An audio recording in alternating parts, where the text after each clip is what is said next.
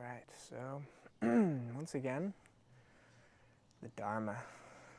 We'll be talking about the Dharma today, which is really just a word used to refer in Buddhism to the teachings of the Buddha, but we like to kind of use the word a little bit more generally to be the teachings of the practice or the teachings of life in general.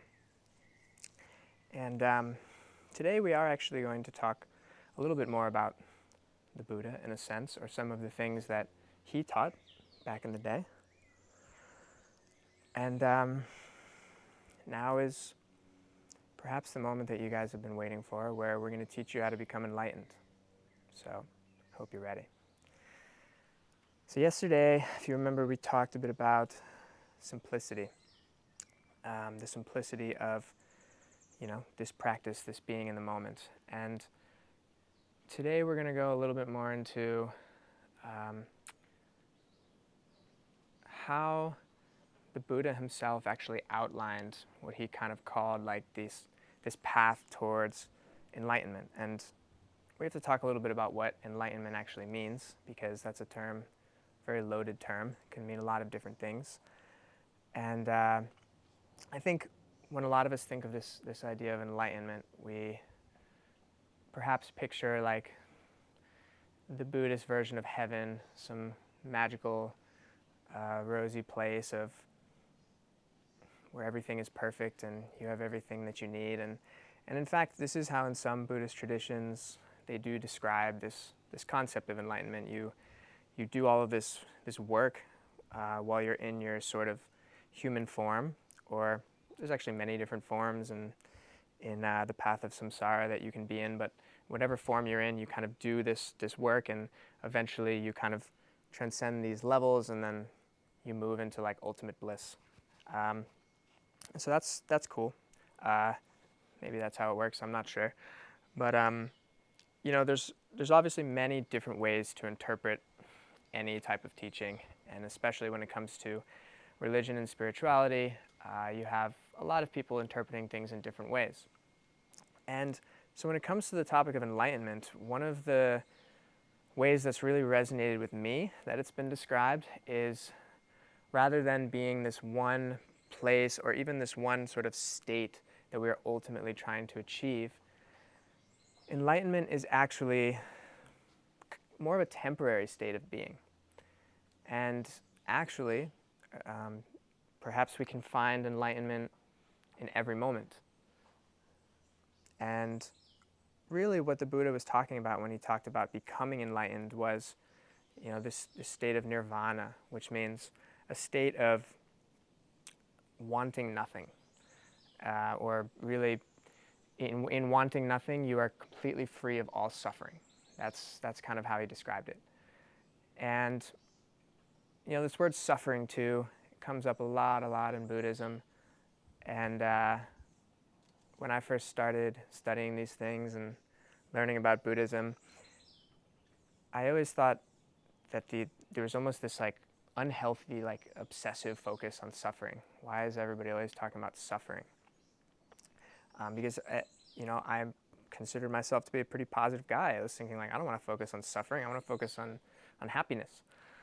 And so for a while I kind of, misinterpreted, misunderstood, whatever you want to call it, where that whole sort of culture of suffering is coming from.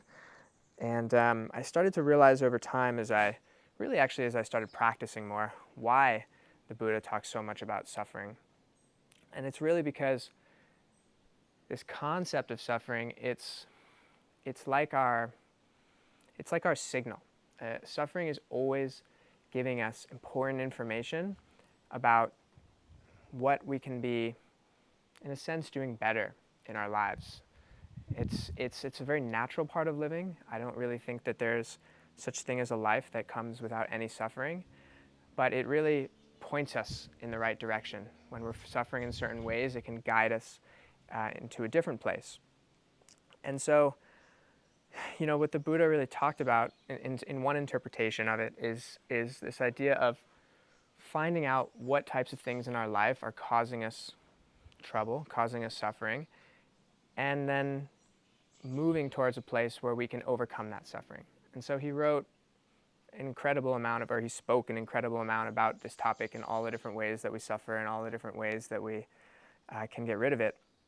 But what he ultimately came up with was kind of this 8-step process called the Eightfold Path. And this is actually what he talked about. He said, you follow this path, and you can kind of look at it as a path. It's also just sort of it's almost like 8 principles is how I like to look at it. And eventually all of your suffering will go away. So we're going to kind of cover that over the next 30 minutes or so. And the idea behind this is kind of twofold. So when you learn these 8 aspects of this path, it gives you some perspective, because whenever you're feeling suffering at any point sort of during your life, you can kind of refer back to these things and say, wow, like, am I paying attention to that? Am I paying attention to that? So it's kind of like this guide for life in general. But, it's also very relevant to our meditation practice, because all 8 of these things will actually kind of come up during our practice when we're sitting here in meditation. And so we can use this practice as like a training ground for working through these different things. And then, ultimately, as we meditate more and more, as we gain awareness, it becomes easier to notice and to recognize in our life outside of meditation where these 8 things are coming in. So it's all this sort of continuous process that is expanding on itself. So the first of these, on this eightfold path, the first sort of step is what the Buddha refers to as right understanding. Right understanding, or sometimes translated as right view. And so one of the things that he means by this, and this is an aspect of Buddhism that has always been very, I think, appealing to me. I have a very scientific mindset. I have a background in engineering, and I like to think that I can understand the way the world works. And the Buddha in some ways was similar. And one of the things that he would continuously say, which is somewhat lost sometimes in some different branches of Buddhism these days, what he would always say is, don't believe the words that I'm telling you. Go out and verify them for yourself, basically. So, understand what I'm saying, like use what I'm saying as a guide, but don't just believe me. I think that's kind of how it translates. Like, don't believe me, go find out yourself. So it's all about going out and, listening to what he's saying, but also verifying it. And I think this is just a powerful thing in life in general. If we always listen to everything that everyone tells us, there's so much room for misunderstanding. And so using that intuition and going out and gaining the experience is quite important. And one of these things that he taught, that he really wanted everyone to sort of verify for themselves, were called the Four Noble Truths. And these come up a lot in Buddhism. I had an entire 8-day Vipassana retreat one time where the theme was the Four Noble Truths, and we just talked about it continuously. And it's really a deep topic, but I'm just going to cover it very, very quickly so you have an understanding. And really, it's these 4 truths about the universe that he kind of discovered throughout his path. The first one is that there is suffering. Suffering exists in humanity, and actually he would say in all sort of living organisms. So this one, seems pretty obvious, seems pretty true to me. And the second thing that he came up with, the second noble truth, was suffering has a cause. There's actually something that's causing the suffering. The third is that there is actually a path away from suffering. There's a way to end suffering. And then the fourth is actually the Eightfold Path, what we're kind of in the middle of discussing right now. This is the way to end suffering. So we'll talk about the third noble truth for a second. The fact that the second noble truth, the fact that suffering has a cause. He kind of laid out these 3 different things that were the root of all suffering. So one is greed. The other is hatred. The other is delusion. And there's like slightly different translations of these depending on who you talk to, but he kind of said all of our suffering is rooted in these three things. Some kind of greed, some kind of want for more, some kind of hatred or, negative energy towards something, and delusion, some kind of actual misunderstanding of the truth of a situation. And underneath all of these things, or sort of connecting all of these things, is this idea of attachment. Attaching to various things in our life, and ultimately that brings us suffering, because ultimately everything is constantly changing, and when we attach, when we get really stuck on it, then we're setting ourselves up for suffering automatically. And he also laid out kind of three, so those are called the three poisons in the Second Noble Truth, and he also kind of laid out three like counter poisons or something that go along with these, which was generosity, loving kindness, and wisdom. Those are kind of the states of being that you want to cultivate through the practice in your life to go counter to this greed, hatred, and delusion. So cool.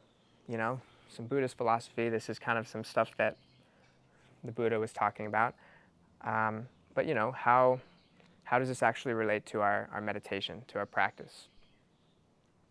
Well, very obviously, a lot of times during our practice, we're suffering. When we sit down to meditate, we're simulating this environment that a lot of things will often come up during, whether it's physical pain, emotional pain, mental pain, and, the suffering that actually comes out of that through the thinking and through these continuous loops and cycles. It's very, very common. And so, within a single meditation practice, within probably just a few minutes of a meditation practice, you can really easily see, especially these first two aspects of the Noble Truths of suffering exists. Sometimes there's this discontentment with the present moment, and that it has a cause. And actually we can see sometimes, you can actually do meditations where you start to look very carefully at all of these things that are causing suffering to you and see what are they rooted in. And for me, almost always, there is some kind of greed, hatred, or delusion underneath it. So, this is something that you can do during your practice. And then, of course, as I said before, as you build this awareness and you take this awareness with you into the rest of your life, you'll start to see situations not in your meditation where something happens, somebody says something to you, you say something to someone else, and you react. And there's some amount of this suffering, this unsatisfactoriness with what's going on right now. And the more that you build this awareness, the more that you'll be able to kind of catch yourself in those moments and maybe do a little bit of reflection. Why do I feel this way right now? And is it actually rooted in one of these things?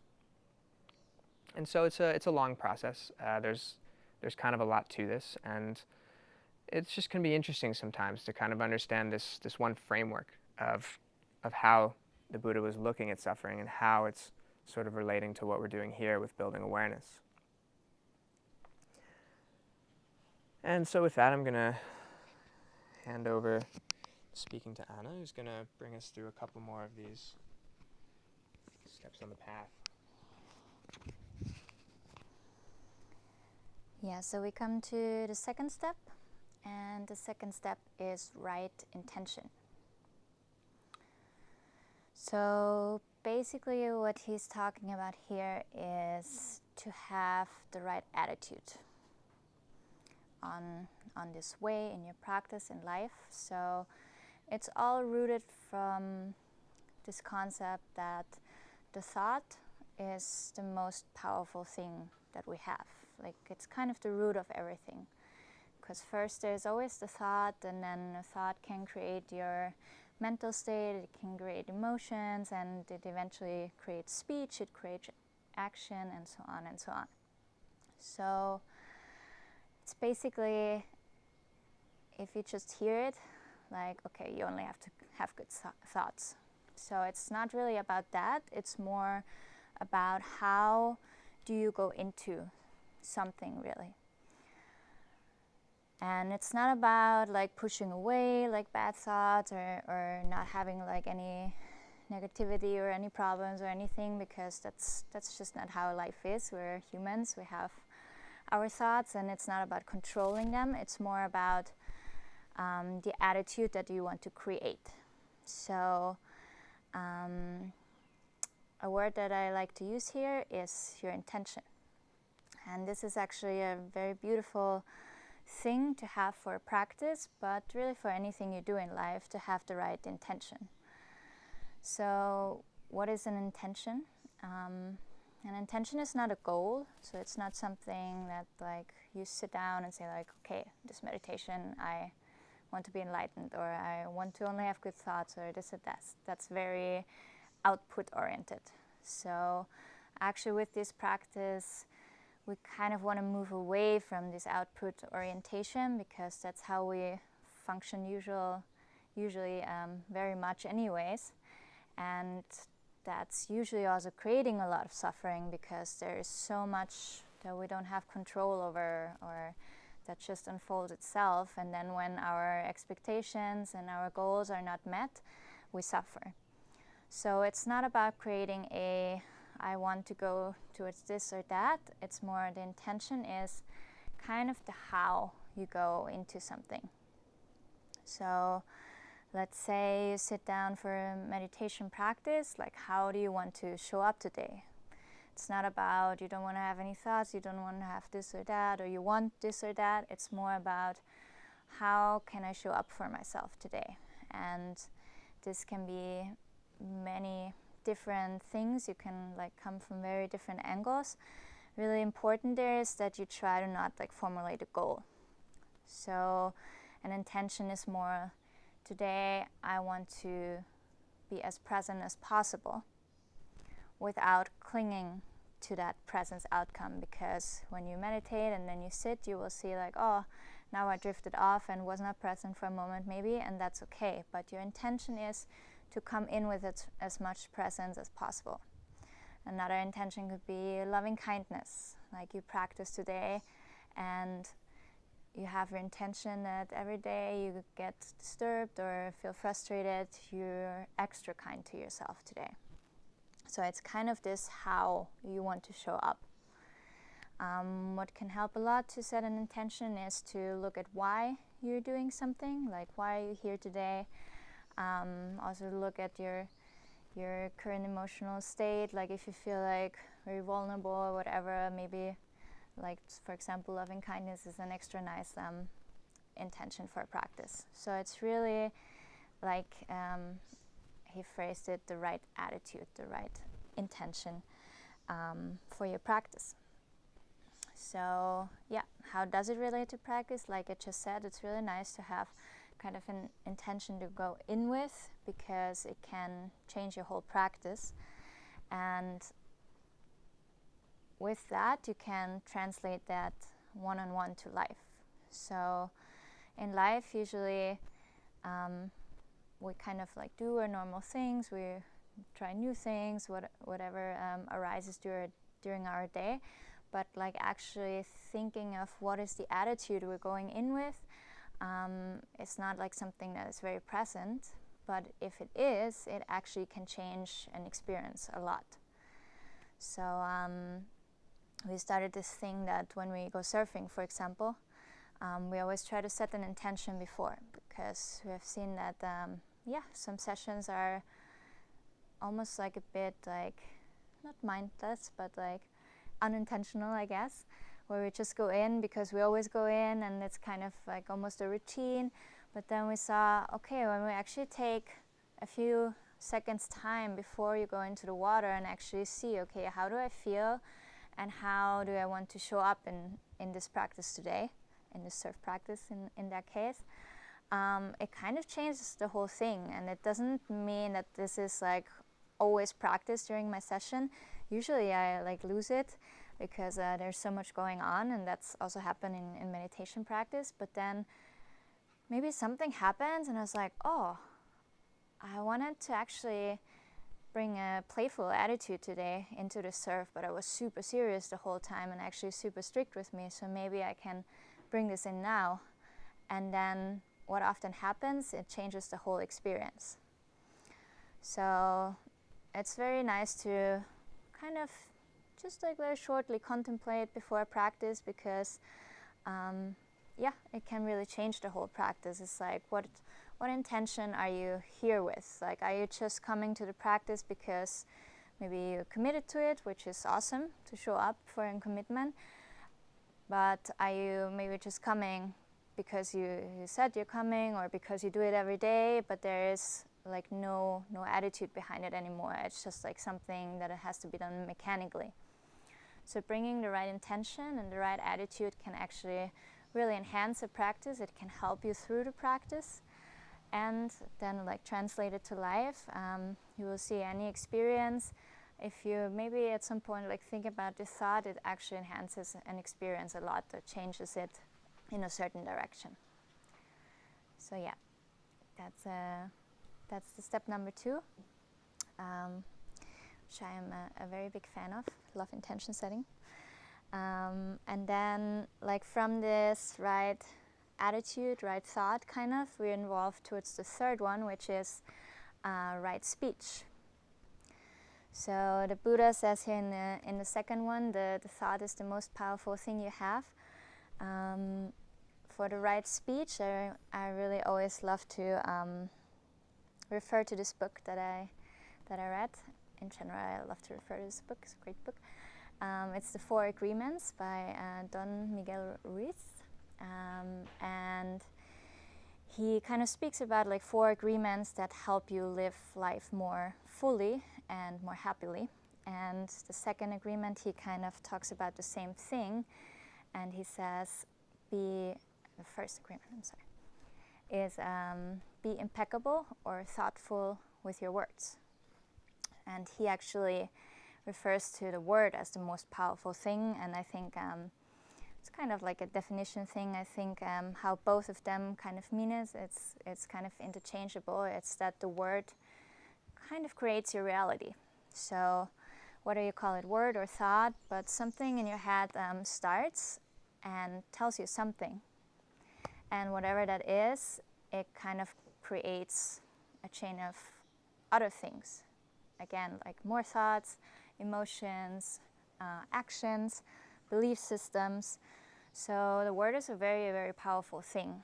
And you will actually notice, like when I say this, it's like obviously, okay, yeah, like be careful with your word, be careful what to tell others, don't use violent language, don't be mean or hurtful to anyone else, don't gossip, tell the truth. So that's all part of this right speech, right word. But actually where it really starts, what I've experienced for myself, is the word internally. It's the word that you use towards yourself.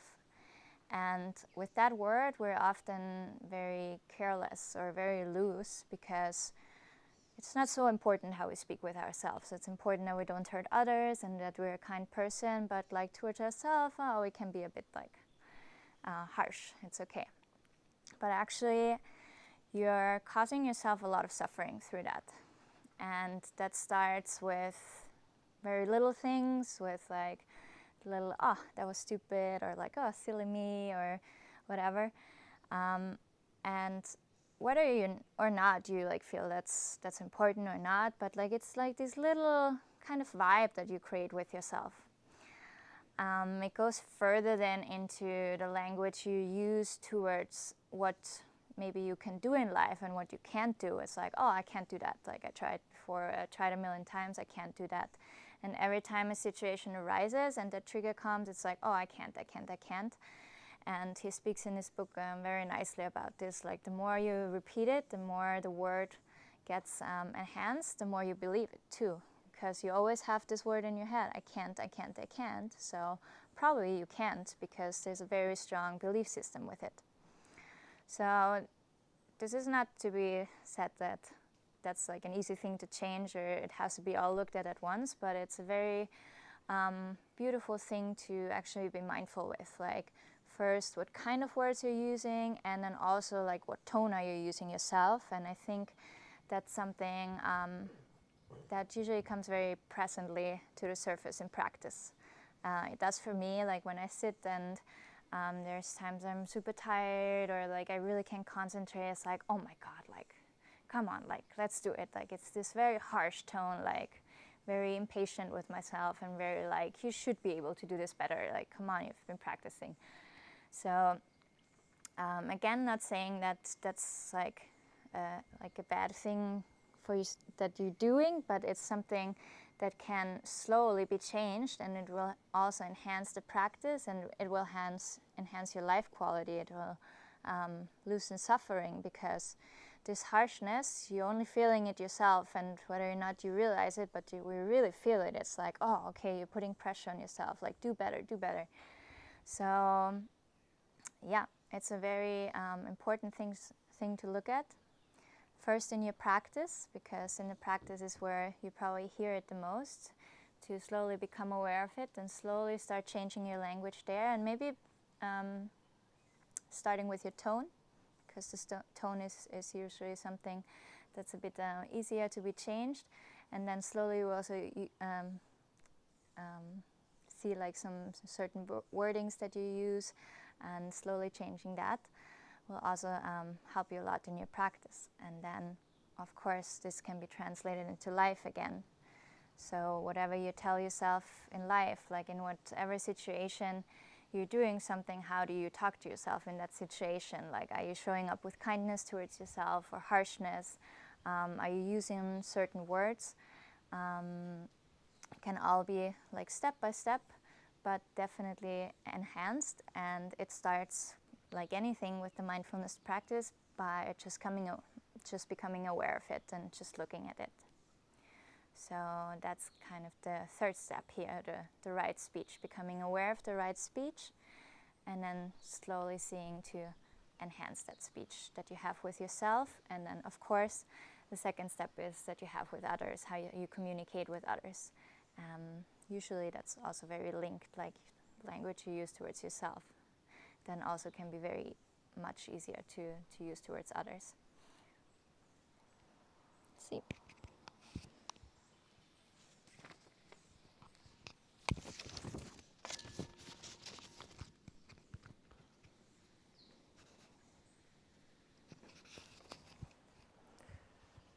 Great, so then the fourth step, and I'm going to talk about the fourth and the fifth step together here, because to me they're very similar. They are right action and right livelihood. And really the idea behind these are to live in a way that is harmonious, peaceful in a sense, with yourself and with people around you. And that's kind of right action. Right livelihood is like specifically relating to your livelihood, which is like, how you support yourself, what we would call nowadays your work, your profession, your career. And the Buddha, like he loves these long lists of things, and he listed out all this, made this whole sub list for this one where he talks about all these things that you're not supposed to do, and they're pretty similar to like the Ten Commandments or some other things from other religious doctrine, but things like not killing unless you really need to, or not.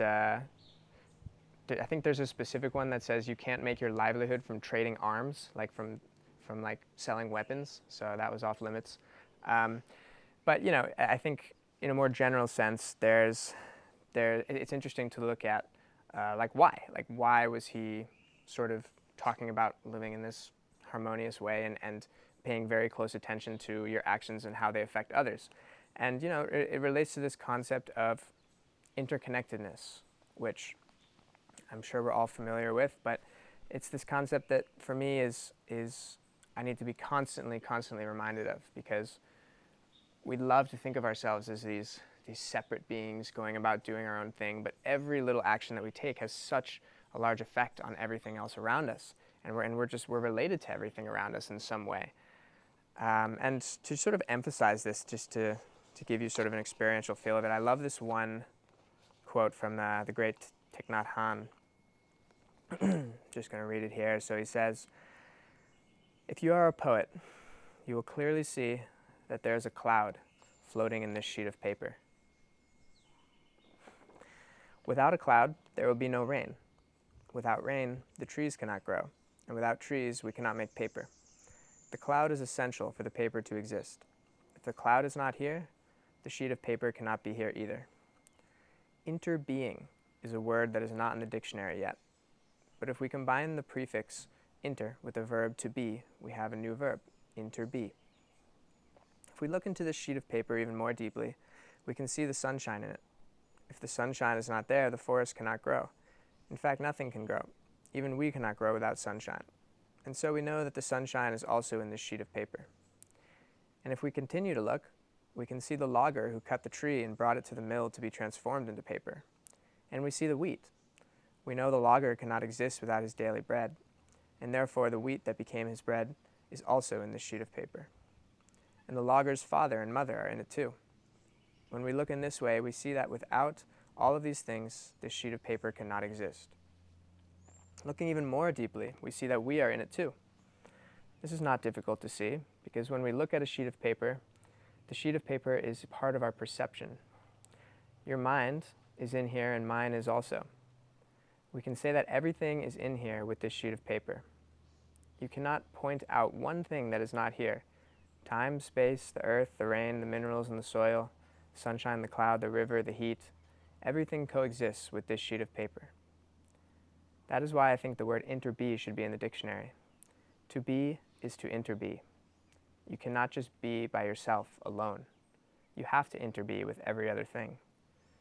This sheet of paper is because everything else is.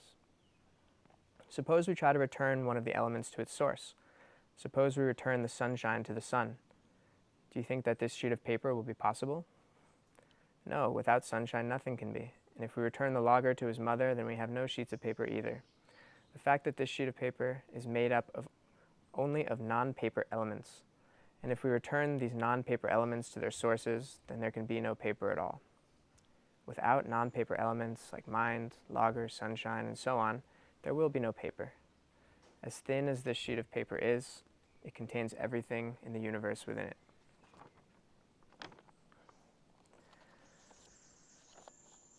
So yeah, once again, it's a thing that we can all understand very quickly when we're reminded of it, but something that we forget. And I think that this concept of interbeing and interconnectedness is it's the easiest way that you can explain the Buddhist concept of karma. So when I was first in college learning about Buddhism in a more academic way, I remember the whole concept of karma came up, and it's this idea that your actions kind of translate over many different lifetimes and generations and within your own life, and that there's kind of this karmic scale and this balance, and at first I looked at all that and I was like, okay, it just sounds like another religious way of controlling a group of people by telling them they have to do all these good things.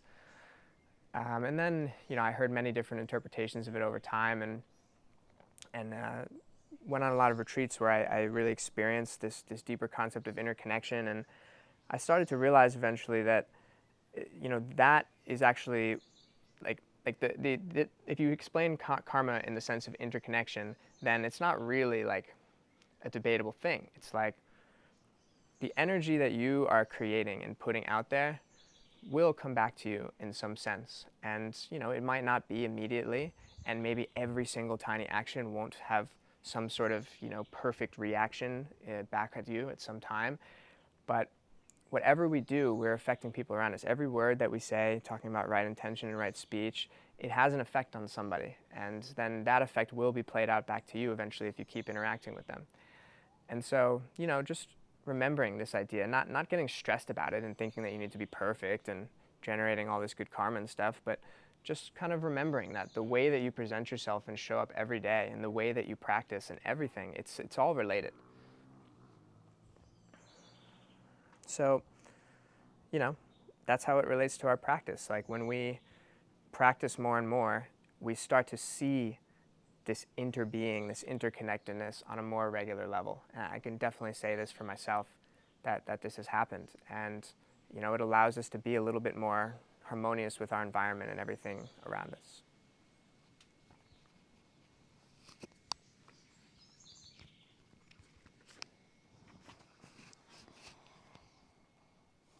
Number 5, we have, number 6, I'm sorry, we have the right effort. And I really like this one because, it has a lot of depth to it. So through life and through your practice, put in the right effort. So what does that mean? Like, what is the right effort? There's effort, but like, how do you know it's right effort? It's definitely a tricky subject, and the first thing that I think about here when I hear this, the right effort, it's for me personally somehow connected with discipline. Like, if we're starting with the practice, you need some discipline. You need some form of commitment that you have for yourself, not with anyone else, just for yourself. And you need some discipline. And discipline, has a very, almost like a negative undertone from how we use it in society and how it's kind of evolved. It's this like discipline, and you have to do everything that you said you will do and do it every day and do it in this length of time, and there is no room almost within discipline. Discipline is discipline, like be disciplined and do it as you said you would do it. So this poses obviously a lot of traps, because we're human and everything is always changing, and so are we, and so is our body and our mind and our state of being. So what kind of brought a lot of light from me personally to this subject is also this book, The 4 Agreements, and how he phrased it there. And the 4th agreement is always do your best. So saying this, always do your best, it kind of how we are usually used to hear this puts another trap there. Just like always do your best is like, again, you have to be perfect, like do everything right and do always the best you can and reach the best. It's very output oriented as well. Like always do your best in a society kind of means be perfect, like do your best, you know. But how he describes it in this book, it actually really resonates with me, because he said, always do your best, but don't do more. And your best will also vary every day. So I talked about this a lot with Kolin, and he also said, like, it's really almost like dangerous to use this, always do your best, because it's so stigmatized in our society with like output oriented and success and like being perfect almost. But how he means it is actually that you put in what you can. Like you commit to your practice, for example, and you commit to practice every day. So within your capabilities, do that. But let's say you have a car accident, not jinxing it, but let's say it hypothetically, and you're in the hospital and can't move and are in a really bad state, you probably won't be able to sit up in the morning and do your meditation practice. This is like a very extreme case, but let's say like you have a fever and you need to rest. Maybe your meditation practice looks different this day. Maybe you have enough strength to sit up and do a 5-minute practice, and that's very different from the day before, but you did the best you could on this day. Maybe you're in a super bad state where you just lay in bed and just like think of a minute that you want to be mindful, because this is all you can spend today. So do your best, but within your capabilities. And within that, mindfulness actually has a big part, because mindfulness helps you see your best and your capacity to do your best. And there is like a very, very long spectrum within that between doing your best and what you want to do, like being perfect maybe would be like the high end, and the low end would be like just like slacking everything and almost using it as an excuse, you know? It's like, oh, I did my best, but today I don't feel like it. So there's like a very long like spectrum within that best. So in the book he phrases it with don't overdo, for example. So let's say you walk home at night and there's like a person who just lost their key, and you can be like, oh, okay, well, that's not really my problem. I have other things to do. You can go away. Or you can be like, oh, okay, maybe I can help you find your key, and you invest a bit of time, or like connect this person with someone else that can help, and so on. Or you go even further and say like, okay, like I'm gonna help you find the key, like, and then you're involved there for like 5 hours or 6 hours, and like forget all the rest of your stuff that you had to do, and maybe someone else was waiting for you, and you forget all your other responsibilities, and you feel miserable after because you were actually really tired when you walked home, and that was not within your capacity at all, but you felt like you have to do that. So doing your best, it's a very, very long spectrum, and I think in general in our society we're definitely on one spectrum used to overdo. Like if I think at the like work life that I came from, I worked in advertising for a long time, where you worked like 60 plus hours a week minimum. It's definitely overdoing. It's like you're asked to do your best there, and everyone is doing way more than your best because no one is sleeping anymore and everyone is miserable, and like this is overdoing it. This is not your best anymore. This is way more than your best. So yeah, it's really about finding your own balance and getting to know yourself and seeing where your best lays within that. And that you can find out very clearly in your meditation practice, because first you get to know yourself a lot better, and you have a lot of obstacles to work with in your meditation practice, where you can actually see what is your reaction. And here you can try out a lot, because there's so many things, like we talked about pain a lot, mental things like emotion, thoughts. It's like put in the right effort. Like obviously you committed to the practice and you have a certain amount of energy that you want to put in there, so put that in. But then also slowly and with time, with the practice, you will get to know like where are the boundaries, like what can I not do. And also these boundaries change. They change from day to day, they change from setting to setting. Like in a setting like this, obviously everything is a bit more sheltered on the one side, but also on a very extreme. Like we practice a lot, so maybe your effort has a bit different than when you practice alone at home. So yeah, always do your best, or maybe if this best is a bit too much pressure related or too stigmatized, do what you can and don't overdo, don't underdo.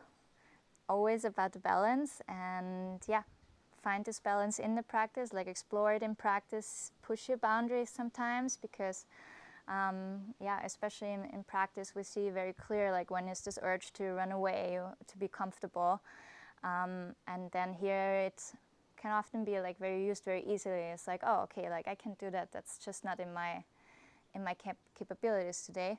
Maybe it is, maybe it's not. That's not really something anyone else can tell you. There's like guides around you that help you on this way, but in the end you have to figure out yourself, and you have to find the best for yourself, or what you can do in every moment. So, right effort.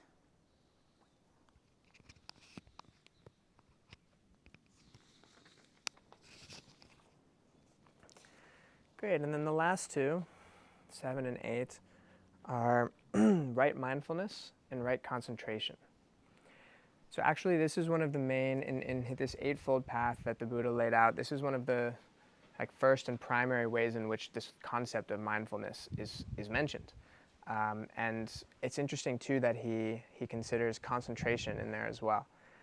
So, we don't have to go too much into depth here because it's what we've been talking about the whole time. You guys hopefully have somewhat of an understanding of what this mindfulness and this concentration is at this point. But I always thought that was so interesting that the Buddha like directly kind of puts this idea of mindfulness and concentration in this list of all these other things of, speech and intention and understanding. And it's like I said, it's one of the primary places where you see it in the Buddhist canon. So, when it comes to concentration and awareness, just to kind of restate some of the concepts we've been going over, because it's very, very important, what we are practicing here during this retreat is concentration first and moving into more of this awareness.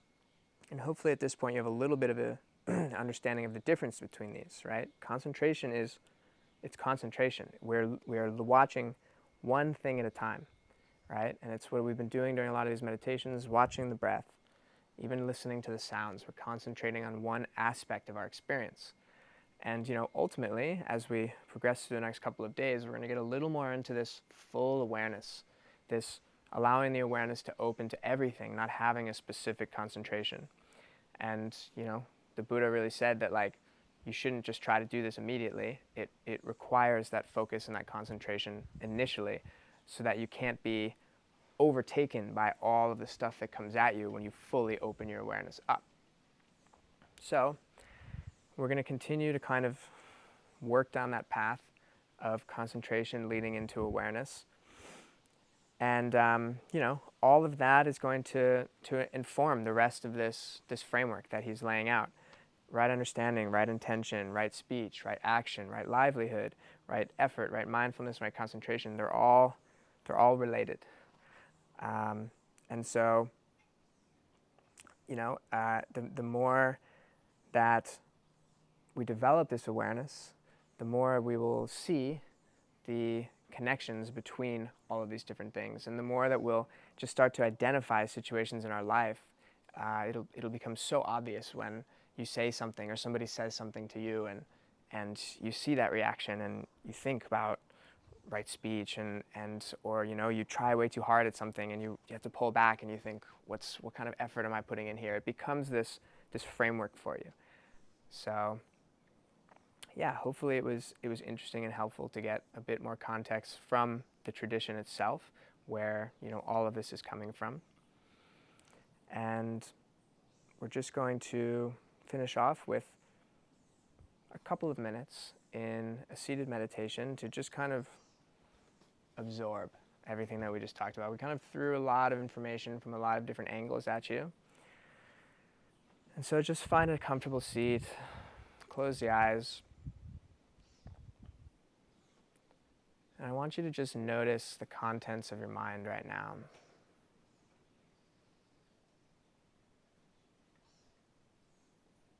Perhaps you have actually just become enlightened by this talk and there's not much going on there. Maybe you're just hearing the sounds or feeling the breath. Or maybe there are thoughts flying around about this Eightfold Path and how it applies to your own life outside of the retreat or inside of the retreat.